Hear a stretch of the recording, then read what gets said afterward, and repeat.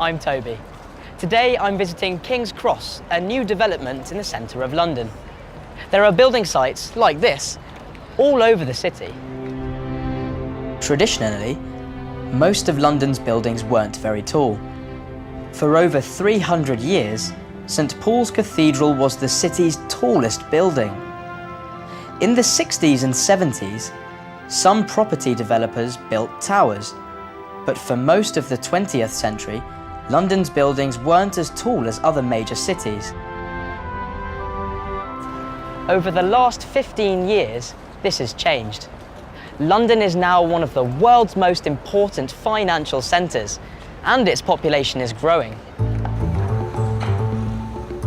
The city is expanding all the time.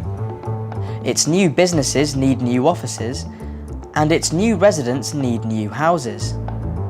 Suddenly, there are skyscrapers everywhere.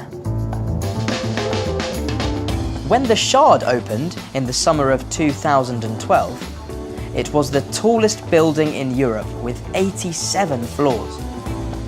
It is over 300 meters high, has 306 flights of stairs, and on the outside there are 11,000 glass panels. Like many of London's skyscrapers, the Shard is a multi-purpose building. It is a home, a workspace, and a tourist attraction. It has offices, apartments, several restaurants, a 5-star hotel, and at the top there's a 360-degree viewing platform.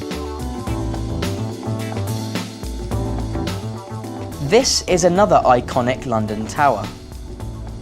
Its official name is 30 St Mary Axe, but everybody calls it the Gherkin because of its unusual structure.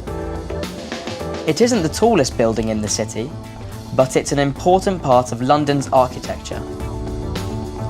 It has 41 floors, and you can find some of London's biggest businesses here. It has become a symbol of the city. Buildings like the Shard and the Gherkin have completely changed London's skyline.